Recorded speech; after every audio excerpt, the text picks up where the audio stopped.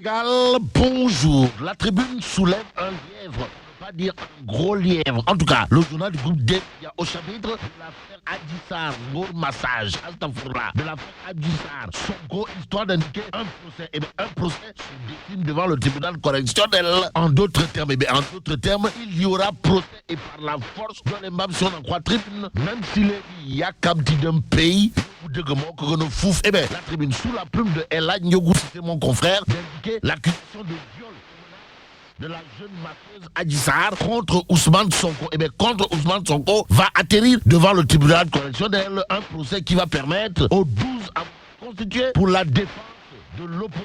Comprenez Nour Massage, Ousmane Sonko, de prouver ou non l'innocence du politique qui crie au complot. En attendant, restons avec la tribune qui parle de révélation fracassante sur des personnalités. Pourquoi faire? Eh bien, pour nous dire que Ndeketeyo,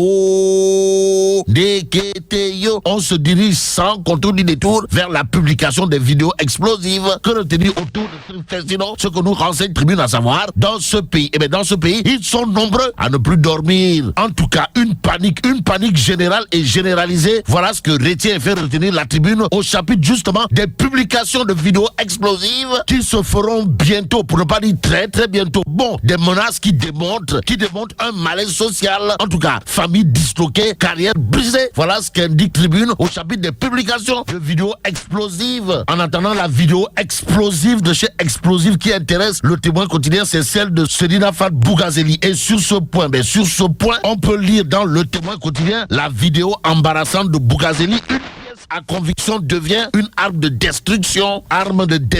Diable. Pour l'instant, l'observateur l'offre titre traduction en justice des députés impliqués dans le présumé trafic de passeports diplomatiques. Les dessous politiques de l'affaire Biaï et Sall. De quoi s'agit-il encore, Wai?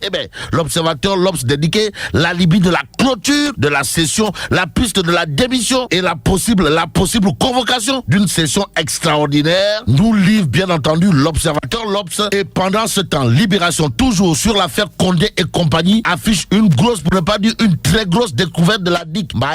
Pour l'instant, il s'agit pour Libération de révéler 4 diplômes filés à des fantômes, en tout cas présentés comme les enfants et la femme du député Elhadj Mamadou Sall, Oumar Sall, Moussa Antoine Sall, Aïssatou Sall et Sadi Ouagué, qui ont eu le précieux sésame depuis 2018, n'ont aucune existence légale. En tout cas, Sadi Ouagué a le même âge que son fils Oumar Sall et a 2 ans de plus que sa fille Aïssata. Que retenir d'autre autour de cette histoire de 4 passeports diplomatiques filés à des fantômes dans l'affaire? Dans l'affaire dite Condé, sinon ce que nous renseigne Libération, à savoir, les bénéficiaires n'ont ni carte d'identité nationale, ni passeport ordinaire, des documents portant requis pour la délivrance d'un passeport diplomatique. Et c'est sans diplomatie, c'est-à-dire sans langue de bois, que Libération tient à informer que l'affaire Condé et le trafic de passeports diplomatiques est loin, voire très loin de connaître son épilogue, d'où le titre qui barre la une de Sud Quotidien, à savoir trafic de faux billets de banque, impôts impayés, trafic supposé de passeports diplomatiques. 7 députés hors la loi. Et c'est peut-être au nom de la loi qu'il conviendrait de retenir que Ndeketeyo, il y aurait des députés Rousmaniap. Si on en croit Sud Quotidien, le journal en veut pour preuve la sortie au vitriol du professeur Moussa Diaw, enseignant-chercheur de son état, considère à plus d'un titre qu'il conviendrait de revoir le modèle actuel d'élection des députés, élection de députés ou de députés. Pour l'instant, l'exclusif quotidien titre trafic de passeports diplomatiques, faux billets, viol, querelle de Bonnefontaine au Parlement, la 12e législature, de toutes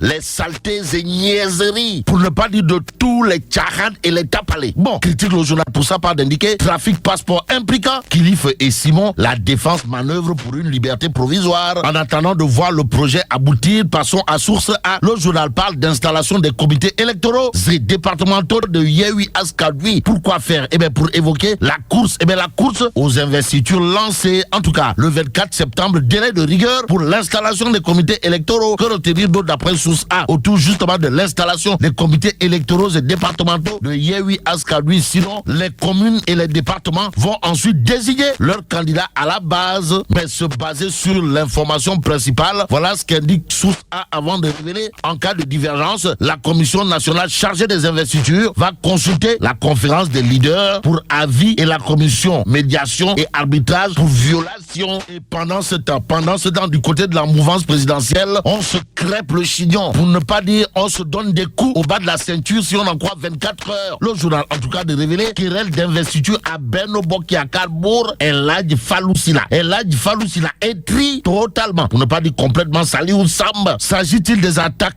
aux allures de bombes à fragmentation ou de pétards mouillés? Pour l'instant, celui qui brocarde Benno Bokk Yakaar, c'est Mamadou Diop Decroix dans 24 heures. Le journal, en tout cas au chapitre de la gestion des collectivités locales par Benno Bokk Yakaar, révèle Decroix, sa colère, son appel. En tout cas, pour Diop Decroix, les maires de Benno Bokk Yakaar ne font pas l'affaire. Ils vendent les terres comme de petits pains. Avec l'évidence quotidienne qui parle de 65e conférence générale de l'AIAE à Vienne, histoire de nous renseigner que celui qui a été l'avocat du continent noir, l'avocat de l'Afrique pour la lutte contre le cancer, c'est le docteur Cheikh Oumar Al Foutiyou Anne, c'est le docteur Cheikh Oumar Al Foutiyou Anne, et c'est le docteur Cheikh Oumar Al Foutiyou Anne. En tout cas, tribune quotidienne d'indiquer sommet de l'Agence internationale de l'énergie atomique, le plaidoyer magistral du docteur Cheikh Oumar Al Foutiyou Anne sur le cancer et le nucléaire. Ça veut dire quoi? Ça veut tout simplement et tout bonnement dire, d'après l'exclusif, que Dieu est grand, mais Cheikh Oumar Al Foutiyou Anne, ou le ministre de l'enseignement supérieur, n'est pas petit. En tout cas, au chapitre de la 65e conférence générale de l'Agence internationale de l'énergie atomique,